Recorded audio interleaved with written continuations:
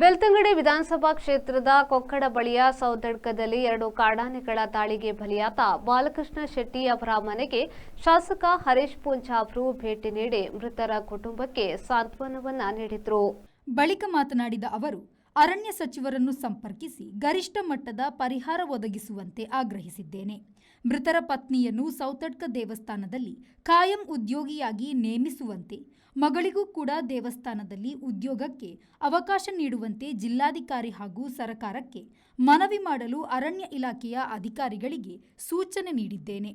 ಬೆಳ್ತಂಗಡಿ ಹಾಗೂ ಕೊಕ್ಕಡ ಪರಿಸರದಲ್ಲಿ 200-300 ಎಕರೆ ಪ್ರದೇಶದಲ್ಲಿ ಆನೆ ಕ್ಯಾಂಪ್ ನಿರ್ಮಾಣ ಮಾಡಬೇಕು. ಕೃಷಿಗಳನ್ನು ಹಾಳು ಮಾಡುವಂತಹ ಆನೆಗಳು ಇದ್ದಲ್ಲಿ ಅವುಗಳನ್ನು ಹಿಡಿದು ಆನೆ ಕ್ಯಾಂಪ್ಗಳಿಗೆ ಹಾಕಿದ್ದಲ್ಲಿ ಅನೇಕ ಕೃಷಿಕರಿಗೆ ಅನುಕೂಲವಾಗಲಿದೆ ಎಂಬ ದೃಷ್ಟಿಯಲ್ಲಿ ಈಗಾಗಲೇ ಸರ್ಕಾರಕ್ಕೆ ಆಗ್ರಹ ಮಾಡಿದ್ದೇನೆ ಹಾಗೂ ಕಳೆದ ಕೆಡಿಪಿ ಸಭೆಯಲ್ಲೂ ಈ ಬಗ್ಗೆ ಪ್ರಸ್ತಾಪಿಸಿದ್ದಾಗಿ ಅವರು ಹೇಳಿದರು. ಬೆಳ್ತಂಗಡಿ ತಾಲೂಕಿನ ಕೃಷಿ ಚಟುವಟಿಕೆಗಳಿಗೆ ಕಾಡಾನೆಗಳು ದಾಳಿ ನಡೆಸಿ ಹಾನಿ ಮಾಡುತ್ತಿರುವ ಬಗ್ಗೆ ತಾನು ವಿಧಾನಸಭಾ ಅಧಿವೇಶನದಲ್ಲಿ ಸರ್ಕಾರದ ಗಮನ ಸೆಳೆದಿದ್ದರೂ ಕೃಷಿಕರ ಭಾವನೆಗಳಿಗೆ ಸ್ಪಂದಿಸದ ಸರ್ಕಾರದ ನಡೆಗೆ ತೀವ್ರ ಆಕ್ರೋಶವನ್ನು ವ್ಯಕ್ತಪಡಿಸಿದ ಶಾಸಕರು ಸಂತ್ರಸ್ತ ಕೃಷಿಕರ ನೋವನ್ನು ಅಂದು ಸದನದಲ್ಲಿ ತಾನು ವ್ಯಕ್ತಪಡಿಸಿರುವುದನ್ನು ಅಪಹಾಸ್ಯ ಮಾಡಿದ್ದರು.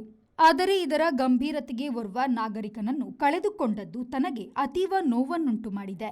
ಇನ್ನಾದರೂ ಸರ್ಕಾರ ಎಚ್ಚೆತ್ತು ಆನೆ ದಾಳಿ ಮಾಡುವ ಕೃಷಿ ಪ್ರದೇಶ ಹಾಗೂ ಜನನಿಬಿಡ ಪ್ರದೇಶಗಳಲ್ಲಿ ಸೂಕ್ತ ತಡೆಬೇಲಿ ನಿರ್ಮಾಣ ಮಾಡಲು ಕ್ರಮವಹಿಸುವುದಾಗಿ ತಿಳಿಸಿದರು. ಹೇಳಿದ್ದೇನೆ, ಏನು ಅವರ ಮಕ್ಕಳಿಗೆ ಇಲ್ಲಿ ಸೌತಡ್ಕ ದೇವಸ್ಥಾನದ ಗೋಶಾಲೆಗೂ ಸಹ ಈ ಬಾಲಕೃಷ್ಣ ಶೆಟ್ಟಿ ಅವರ ಜಾಗವನ್ನು ಸಹ ಒಂದಷ್ಟು ಬಿಟ್ಟುಕೊಟ್ಟಿದ್ದಾರೆ. ಮತ್ತು ಅವರ ಮೃತ ಆಗಿರುವಂಥ ಕಾರಣಕ್ಕೋಸ್ಕರ ಮುಂದೆ ಅವರ ಕುಟುಂಬಕ್ಕೆ ಆಧಾರ ಸ್ತಂಭ ಆಗುವಂಥ ದೃಷ್ಟಿಯಲ್ಲಿ ಅವರ ಮಕ್ಕಳಿಗೆ ಮತ್ತು ಅವರ ಧರ್ಮಪತ್ನಿಗಾಗಲೇ ಸೌತಡ್ಕ ದೇವಸ್ಥಾನದಲ್ಲಿ ಕೆಲಸವನ್ನು ಸಹ ನಿರ್ವಹಣೆ ಮಾಡ್ತಾ ಇದ್ದಾರೆ. ಅವರನ್ನು ಪರ್ಮನೆಂಟ್ ಮಾಡಬೇಕು ಮತ್ತು ಒಬ್ಬಳು ಮಗಳಿಗೆ ಒಂದು ಉದ್ಯೋಗವನ್ನು ಸಹ ಇದರಲ್ಲಿ ಕೊಡಬೇಕು ಅನ್ನುವಂಥ ನಿಟ್ಟಿನಲ್ಲಿ ಅರಣ್ಯ ಇಲಾಖೆಯವರು ರೆಕಮೆಂಡೇಷನನ್ನು ಮಾಡಬೇಕು, DC ಅವರಿಗೂ ಮಾಡಬೇಕು, ಸರ್ಕಾರಕ್ಕೂ ಮಾಡಬೇಕು ಅನ್ನುವಂಥ ಆಗ್ರಹವನ್ನು ಸಹ ನಾನು ಮಾಡಿದ್ದೇನೆ. ಆದರೂ ಸರ್ಕಾರ ಯಾವುದೇ ರೀತಿಯಲ್ಲಿ ಸ್ಪಂದನೆ ಮಾಡಿಲ್ಲ. ಈಗ ಒಂದು ಜೀವಹಾನಿ ಆಗಿದೆ.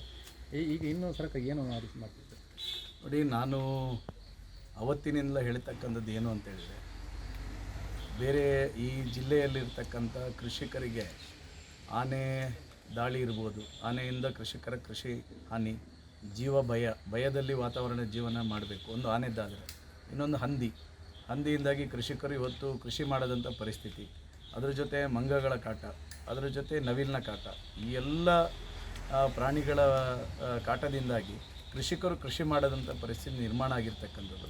ಅದಕ್ಕೆ ನಾನು ಹೇಳಿರ್ತಕ್ಕಂಥದ್ದು, ವಿಶೇಷವಾಗಿರ್ತಕ್ಕಂಥ ಒತ್ತು ಕೊಟ್ಟು ಹೇಳಿರ್ತಕ್ಕಂಥದ್ದು, ಆನೆ ದಾಳಿಯಿಂದ ತಪ್ಪಿಸ್ತಕ್ಕಂಥ ಕೆಲಸಕ್ಕೆ ಸರ್ಕಾರ ವಿಶೇಷವಾಗಿರ್ತಕ್ಕಂಥ ಒತ್ತನ್ನು ಕೊಡಬೇಕು. ಅದರ ಜೊತೆಗೆ ಇವತ್ತು ಹಂದಿ ಇರ್ಬೋದು, ಮಂಗ ಇರ್ಬೋದು, ನವಿಲಿನ ದೃಷ್ಟಿಯಿಂದಲೂ ಕೃಷಿಕರಿಗೆ ಬಾಧೆ ಆಗದ ರೀತಿಯಲ್ಲಿ ಪ್ರಾಣಿಗಳು ಸಹ ಜೀವಿಸ್ಲಿಕ್ಕೆ ಹಕ್ಕಿದೆ ಅಂತ ಇವತ್ತು ಸ್ಪೀಕರ್ ಅವರು ಹೇಳಿದರು. ಆದರೆ ಮನುಷ್ಯ ಜೀವಿಸಲಿಕ್ಕೂ ಹಕ್ಕಿದೆಯಲ್ಲ, ಮನುಷ್ಯನ ಜೀವಕ್ಕೆ ಹೆಚ್ಚು ಬೆಲೆ ಕೊಟ್ಟು ಸರ್ಕಾರ ಅದಕ್ಕೆ ಒತ್ತು ಕೊಡಬೇಕು ಅನ್ನುವಂಥ ಆಗ್ರಹ. ಈಗಾಗಲೇ ಇಲ್ಲಿ ಈ ಪರಿಸರದಲ್ಲಿ ಓಡಾಡ್ತಕ್ಕಂಥ 2 ಆನೆಗಳನ್ನು ವಿಶೇಷವಾಗಿ ಇವತ್ತು ನಾನು ಅರಣ್ಯ ಸಚಿವರ PS ಅವರನ್ನು ಮಾತಾಡಬೇಕಾದ್ರೂ ನಾನು ಹೇಳಿದೆ, ಮತ್ತು RF ಅವರು ಬಂದಿದ್ದರು, RF ಅವ್ರ ಹತ್ರನೂ ನಾನು ಇಲಾಖೆಯವರ ಹತ್ರ ಹೇಳಿದ್ದೇನೆ. ಒಂದು ಇದಕ್ಕೆ ಏನು 2 ಆನೆಗಳಿದೆ, ಈಗ ಅದನ್ನು ಮೊನ್ನೆ ಬೈಂದೂರಿನಲ್ಲಿ ಹೇಗೆ ಒಂದು ಕಾರ್ಯಾಚರಣೆಯನ್ನು ಮಾಡಿ ಅದನ್ನು ಹಿಡಿದು ಬೇರೆ ಸ್ಥಳಕ್ಕೆ ಸ್ಥಳಾಂತರ ಮಾಡಿದ್ದಾರೆ, ಅದೇ ರೀತಿ ಇದರ ಪ್ರಯತ್ನವನ್ನು ಸಹ ಮಾಡಬೇಕೆನ್ನುವಂಥ ವಿಷಯವನ್ನು ಸಹ ನಾನು ತಿಳಿಸಿದ್ದೇನೆ. ಅದರ ಜೊತೆಗೆ ಒಂದು 5 ಟ್ರೈನರ್ಗಳು ಅವರನ್ನು ಸಹ ಇವತ್ತು ಅರಣ್ಯ ಇಲಾಖೆಯವರು ಇಲ್ಲಿ ಕರೆಸಿದ್ದಾರೆ. ಯಾಕಂತೇಳಿದರೆ ಅದನ್ನು ಬೇರೆ ಕಡೆಗೆ ಓಡಿಸ್ತಕ್ಕಂಥ ನಿಟ್ಟಿನಲ್ಲಿ ಆ ಟ್ರೈನರ್ಗಳು ಯಾರು ಬಂದಿದ್ದಾರೆ ಅವರು ಸಹ ಇದಕ್ಕೆ ಇವತ್ತಿನಿಂದ ಈ 2 ಆನೆಗಳನ್ನು ನಿಯಂತ್ರಣ ಮಾಡ್ತಕ್ಕಂಥ ನಿಟ್ಟಿನಲ್ಲಿ ಇಲ್ಲಿ ಇರ್ತಾರೆ ಎನ್ನುವಂಥದ್ದನ್ನು ಸಹ ಈಗಾಗಲೇ RF ಅವರು ಮತ್ತು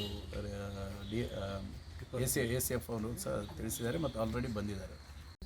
ಯಾಕೆ ಆನೆ ಕ್ಯಾಂಪುಗಳು ಇಲ್ಲಿ ನಿರ್ಮಾಣ ಆಗಬೇಕು ಅಂತ ಹೇಳಿದರೆ, ಒಂದು 200 ಎಕರೆ 300 ಎಕರೆ ಜಾಗದಲ್ಲಿ ಒಂದು ಆನೆ ಕ್ಯಾಂಪ್ಗೆ ರಿಸರ್ವ್ ಮಾಡಿದರೆ ಅದನ್ನು ಸುರಕ್ಷಿತವಾಗಿರ್ತಕ್ಕಂಥ ಬೇಲಿ ನಿರ್ಮಾಣ ಮಾಡಿ ಆನೆ ಕ್ಯಾಂಪ್ಗಳು ನಿರ್ಮಾಣ ಆಗ್ತದೆ.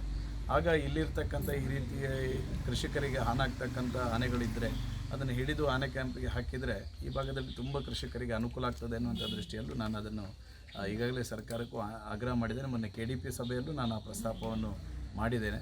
ಪ್ರಾಯಶಃ ಇವತ್ತು ಅರಣ್ಯ ಇಲಾಖೆಗೆ ಸಂಬಂಧಪಟ್ಟಂತೆ ಏನು ಆನೆ ಕಾರಿಡಾರ್ ಎನ್ನುವಂಥದ್ದಿದೆ, ವಿಶೇಷವಾಗಿ ಆನೆ ಕಾರಿಡಾರ್ ಏನು ಇದೆ, ಆ ಆನೆ ಕಾರಿಡಾರ್ನಿಂದ ನಮ್ಮ ಕೃಷಿಕರಿಗೆ ಹಾನಿ ಆಗ್ತಕ್ಕಂಥ ನಿಟ್ಟಿನಲ್ಲಿ ಅದು ಹೊರಗೆ ಬರ್ತದೆ. ಯಾವ ಭಾಗದಲ್ಲಿ ಆನೆ ಕಾರಿಡಾರ್ನಲ್ಲಿ ಕೃಷಿ ಪ್ರದೇಶಕ್ಕೆ ಅದು ನುಗ್ತದೆ, ಅಲ್ಲಿ ವಿಶೇಷವಾಗಿ ರೈಲ್ವೆ ಹಳಿಗಳ ಬೇಲಿ ನಿರ್ಮಾಣ ಆದರೆ ಹೆಚ್ಚು ಸುರಕ್ಷಿತವಾಗಿ ಕೃಷಿಕರು ಇರ್ತಾನೆ ಅನ್ನುವಂಥ ದೃಷ್ಟಿಯಿಂದ ನಾನು ಆ ದೃಷ್ಟಿಯಿಂದಲೂ ಮತ್ತು ಈ ಜಿಲ್ಲೆಗಳಿಗೆ ಹೆಚ್ಚು ಆ ರೀತಿಯ ಬೇಲಿ ನಿರ್ಮಾಣ ಆಗಬೇಕೆನ್ನುವಂಥ ಆಗ್ರಹವನ್ನು ಮಾಡಿರ್ತಕ್ಕಂಥ ಮುಜರಾಯಿ ಇಲಾಖೆಯ ಪೂರ್ಣ ನಿಯಂತ್ರಣವನ್ನು DC ಅವರು ಮಾಡೋದರಿಂದ ಇಲ್ಲಿ ದೇವಸ್ಥಾನದ ಸಿಬ್ಬಂದಿಯಾಗಿ ಅವರನ್ನು ಪರ್ಮನೆಂಟ್ ಮಾಡುವಂಥದ್ದು ಮತ್ತು ಉದ್ಯೋಗ ಕೊಡುವಂಥ ದೃಷ್ಟಿಯಲ್ಲೂ ಅವರು ಪ್ರಯತ್ನ ಕೊಡಬೇಕೆನ್ನುವಂಥ ಆಗ್ರಹವನ್ನು ಸರ್ಕಾರಕ್ಕೆ ಮತ್ತು ಜಿಲ್ಲಾಡಳಿತಕ್ಕೆ ಮಾಡುವಂಥ ಕೆಲಸವನ್ನು ಮಾಡುತ್ತೇನೆ.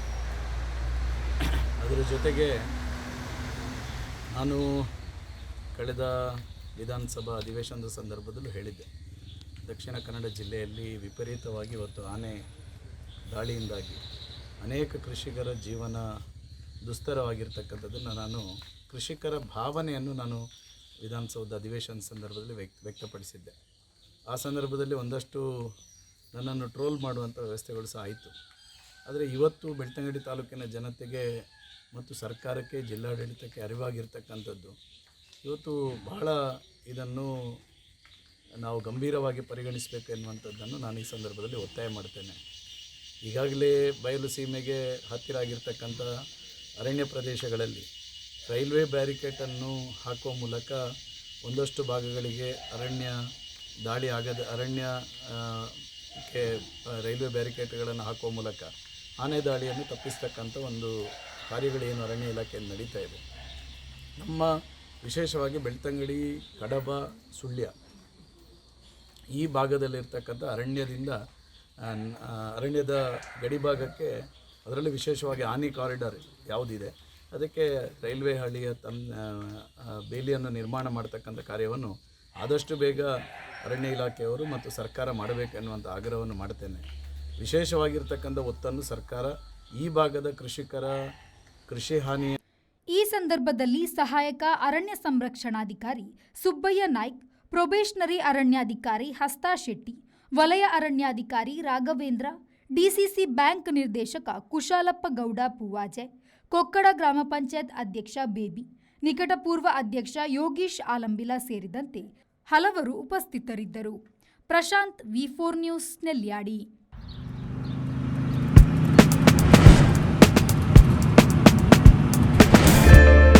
Park with ease at Ajanta Business Center with security access and convenience at your fingertips.